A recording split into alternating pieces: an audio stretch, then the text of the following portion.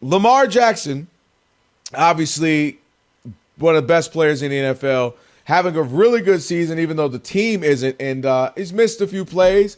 He had a bad game against the Chiefs before he ultimately pulled out. Right now, that hamstring has him down. Still questionable if he is going to play. And therein lies the conversation of, well, what do you do with Lamar Jackson coming up into this next week as they get ready to face the Texans. So they'll be hosting the Texans. Texans coming off a win finally. Texans been struggling throughout the season. And a lot of people are saying, and I'll start with me, Rob G.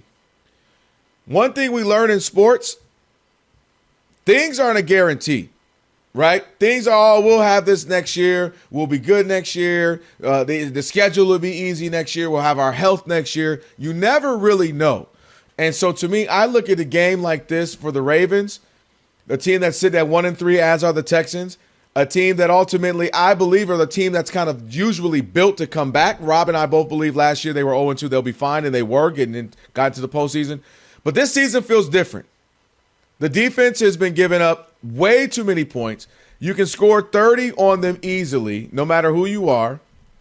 You got injuries all up and down the defensive side of the ball. You got, obviously, a nicked up Lamar Jackson.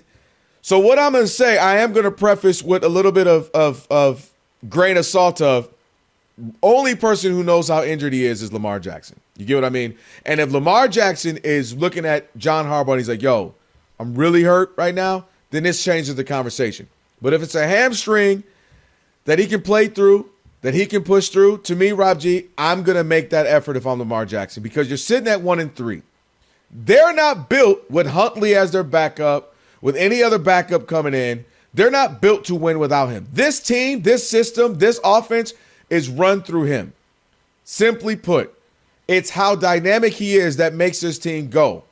It's the ability to run. It's the ability to pass. It's the ability to even the thought that gives the defense to hesitate one millisecond that then makes them great because guys get open. Zay Flowers is open. Andrews is open. Then you can hand the ball off to Derrick Henry. I can't do that without him, and I can't lose this game to the Texans, who may be feeling themselves, feeling like they can right the ship a little bit. And we know what else. If the Texans haven't been anything else, Rob G, one thing they've been over the last couple of years, 2-3 years, is good defensively. You look at the season so far. The Rams barely beat them. The Rams, who some feel could be the best team in the NFC. They barely beat them 14-9. The Bucs beat them by 1 and held them to 20. The Jags only had 17 last week. 2 weeks ago. And then the Titans don't score at all. So my point is, without Lamar, this is a very winnable game for the Texans, specifically how well their defense is, and also for them feeling like maybe they found a little thing or two offensively. So I don't want to go down 1-4, and then all of a sudden from the Ravens, you start to look at the rest of your schedule, right? Where you're like, oh, shoot, this gets a little tough for us. The Ravens have aspirations for Super Bowls, for postseasons, and then you don't want to go up against, then you got the Rams. The Bears seem like, a tougher team. Dolphins could be easy. But then you got the Vikings, a tougher team. Then you got a divisional one with the good defensive team, the Browns, who held you up earlier. You beat them earlier, but you never know defensively. And then you got some other teams. The Steelers look like, they're quality. You got the Packers as well. So you don't want to get too far behind to me. So if he looks at me and he's feeling 70%-ish, I want to go for this because I want to go 2-3 and start to turn this thing around. Because to me, with Lamar Jackson, every season is a potential Super Bowl season, and I don't want to waste it and waste an opportunity. That's me. You could not be more wrong, K-Dub. Because to your point, if Lamar Jackson is only 70%, and that might be generous, right? Because they said as soon as he injured his hamstring, the reports were multiple weeks, 2 to 3 weeks he could miss. It wasn't until Wednesday morning that Tom Pelissero floated out the idea that he could try to play because, as you mentioned, they're so far behind the 8 ball and they got to get some wins as much as they can. But if he's only 70%, and let's say he plays against Houston, he gets out unscathed, not further injury. He gets to the Rams game and he again avoids further injury. He just kind of hangs on. Mm-hmm. The thing about hamstrings is they don't get better, right? Like the only way those kind of soft tissue injuries ever heal is with rest. You cannot heal a hamstring by playing on it and throttling down to 50%, 60%. Because number one, you're more likely to get hurt playing that way by not playing full speed. And number two, when you do try to push it, You just physically can't because your hamstring's going to tug at you and pull at you. And especially if you're a running quarterback or a mobile quarterback like Lamar Jackson is, the greatest in NFL history, you run the risk of re-injuring yourself again. So even if he hypothetically is able to avoid injuring himself further by playing on it, the fact remains is the Baltimore Ravens, to your point, are not good enough around Lamar Jackson where they can make any noise with him at 70%. Point blank period. They cannot compete in the AFC with Buffalo and Kansas City and the Chargers, or hell, maybe even Aaron Rodgers and Steelers. I don't think that's going to happen, but you cannot compete in the AFC with Lamar Jackson not healthy, which is why I believe you sit him this Sunday, no matter what he tells you. If he says, Coach, I'm ready to go. I know I can't really run that much, but I'm ready to give you all I can. I'm going to win here against Houston. I believe, from what we've seen with Houston the last year or so, that as bad as that Baltimore defense is, they can do enough to shut down C.J. Stroud and company. We've talked about it up until last week when they were only up 6-0 at halftime. This offensive explosion there in the second half, aided by a lot of really poor play by Tennessee.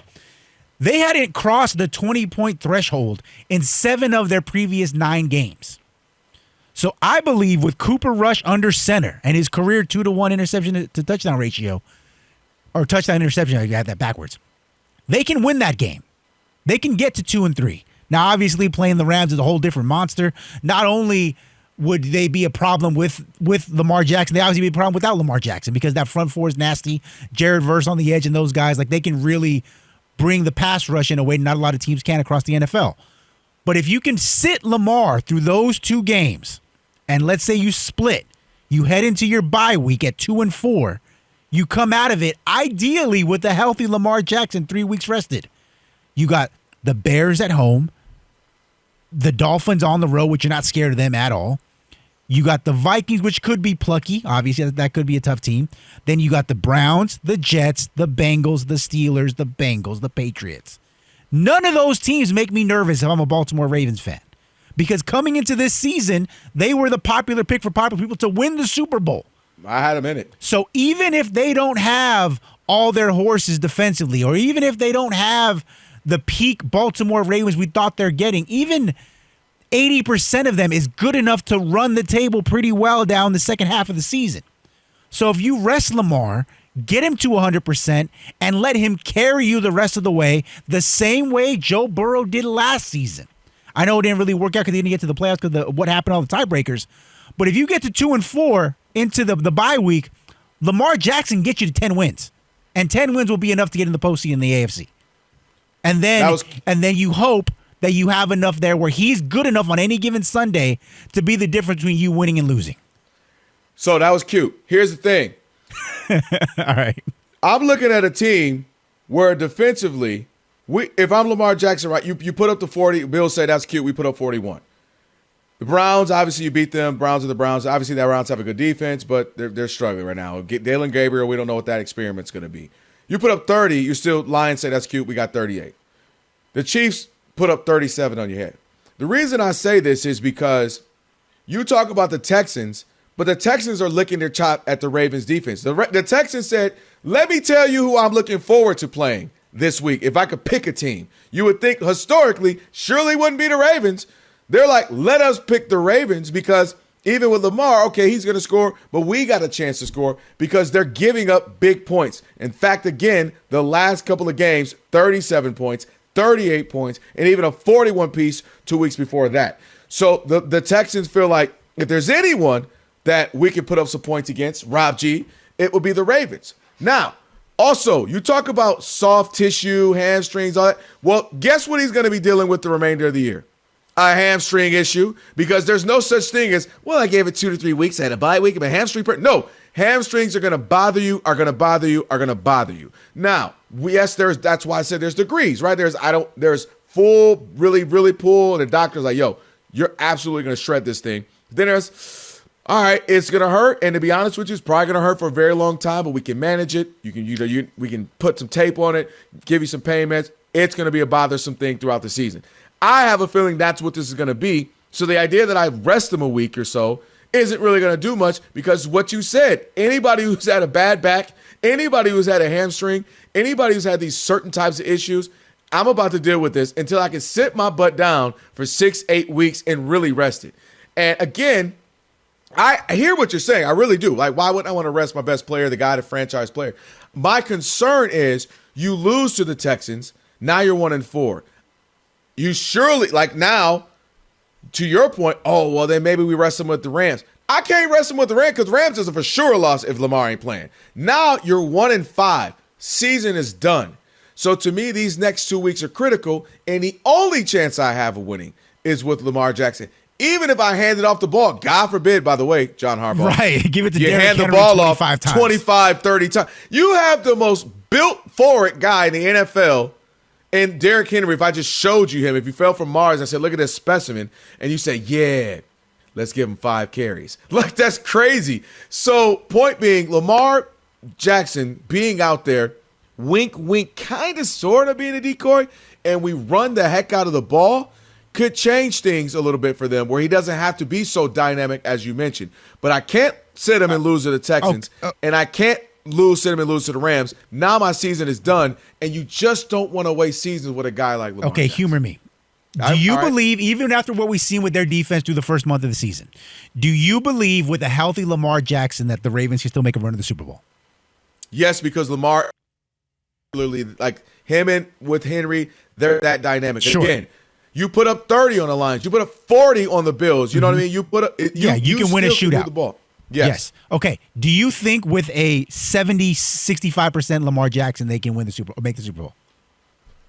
Likely no. So then what are we doing here? Are we in a race to go 8-8? No, 8-7, 17 games. Gosh, 8-9. Hey, I know, right? They changed Louise. the game. Like 9-8. If the goal is to win a Super Bowl, which is where they are in Baltimore, they're not in the business of just being solid. They're not my Raiders. Where like, hey, if we make the playoffs, that's a good year for us. Like, no, they are in the business of winning, and they have what I believe and you believe, and a lot of people believe to be the best player in football, point blank, in Lamar Jackson. And when you have that kind of guy on your team, the expectation is if we're not going to win the Super Bowl, we're at least competing for it year in and year out. And if Lamar Jackson is not healthy, you are not competing for a Super Bowl. So what are we doing? Are we just trying to be relevant? Would we like to be the Utah Jazz of football? Like, no. We want to win the whole damn thing. And we can't win the thing if he's not healthy. Here's the thing, though. I hear you, and under normal circumstances, I understand what you're getting. And again, I don't think you're crazy for this. But my thought process is, and we're watching this right now with the Eagles. Who was the best running back in the NFL last year? Saquon Barkley. Who is the most mid running back right now in the NFL? Not talent-wise per se, but it just isn't working right now, right? Maybe he lost a step. Maybe the offensive line isn't as great. Maybe it's all of the above. Maybe it's Jalen Hurts, and they don't know exactly how they want to run it. My point is, I can't come into it next year knowing Zay Flowers, maybe I have to pay. Maybe he wants more money. Maybe Andrews is a year, he starts to get his Travis Kelce bag where he ain't what he used to be, right? Also, maybe Derrick Henry finally has a decline. He will be, 32-ish or something like that by then next year? So my point is, I hear what you're saying, but I can't go, next year we'll be low. You just never simply know. And that's the dangerous thing when you're playing in a sport where it's not a baseball season. What do they do? Man, you go on the up and down on the IL all year long, right? Because we got a long season. Basketball, man, take a month off. We got a long season. Football, you miss 4, 5, 6 games, it can change things. So I don't think what you're saying is crazy, and I don't think it's asinine, and I think a lot of people might feel that way. I just feel if Lamar gives me a look like he's ready to go, dang it, I can win a couple of games, kind of get some things going. Because, again, I don't want to waste a season with Lamar Jackson, and I look up, and it's another season where he was incredibly talented and blah, blah, blah, and we have nothing to show for it. Well, I'll tell you what, speaking of these Ravens, there's a narrative floating around in the sports media space that if they had somebody else under center this week, we'd be having a different conversation, and I could not disagree more. Rob G, we're just talking about Lamar Jackson.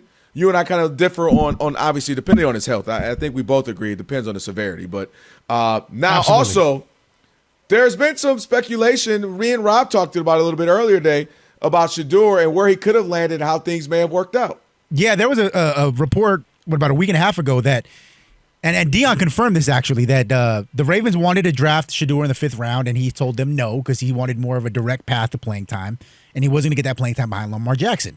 So he ultimately forced his way, I guess you could say, to the Browns, and the rest is history. Now, there's been this sentiment boiling over on social media and on sports media, television, talk show, podcast, whatever, that, hey, if Shedeur hadn't have done that, he'd be starting right now, coming up this Sunday for Lamar Jackson. And I think that's just flat out wrong. I don't think that's accurate at all. I do not believe that if Shedeur was in Baltimore today, that he would automatically be filling in as the number 2 with the Ravens. Because as we've seen so far, he hasn't even firmly established himself as the scout team quarterback in Cleveland. He's still splitting reps with Bailey Zappi over there. He is currently, as of today, even after they benched Joe Flacco, he is still third. His spot on the pecking order has not gone up at all.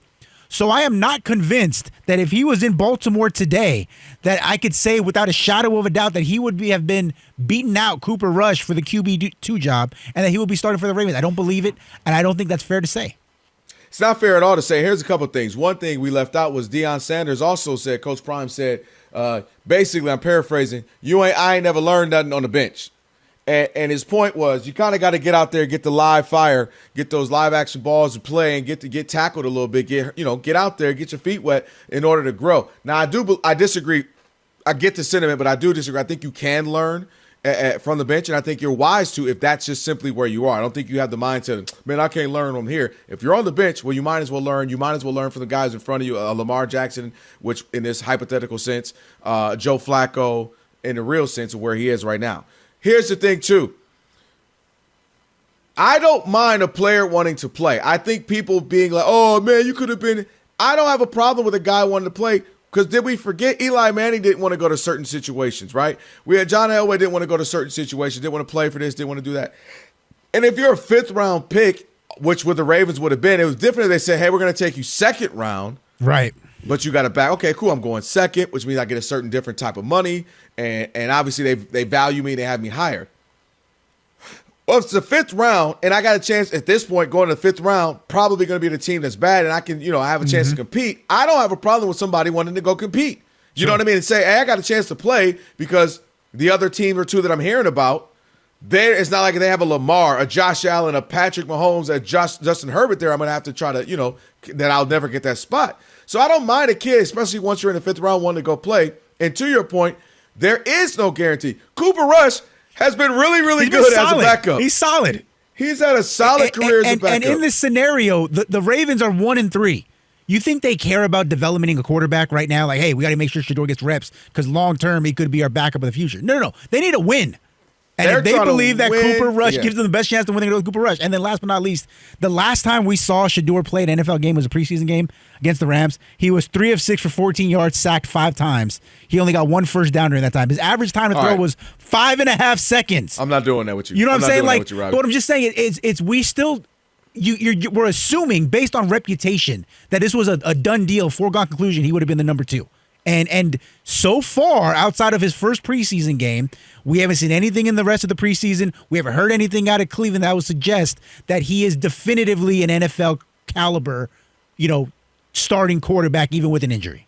The one thing I will say, specifically with the Ravens, had Lamar Jackson not been there, or if you caught Lamar when he's 33, 34, kind of towards the end, I can understand. The one thing I would say I like about that franchise, and you've heard me say it many times before, is I love John Harbaugh's approach to who I got. Meaning, who do I have? I got Joe Flacco. This is how we're going to cater the team. Okay, boom, boom, boom, boom. I got Lamar Jackson. This is how we're going to cater the team. And as well as I know, a lot of times teams, well, this is how I do it. So you better fit this. You better be this square that can fit in this round hole. Or, you know what I mean? And I do think John Harbaugh is the type that, let's just say Shedeur was able to get some play. He would say, all right, we're going to try to find what works for Shedeur. Let's cater to Shedeur. And that's a compliment to John Harbaugh in that I do think he does well. Because Lamar Jackson, some other teams, Rob G, would have had him trying to be a receiver because they would have had the brain with the foresight and the wherewithal to say, let's cater to him.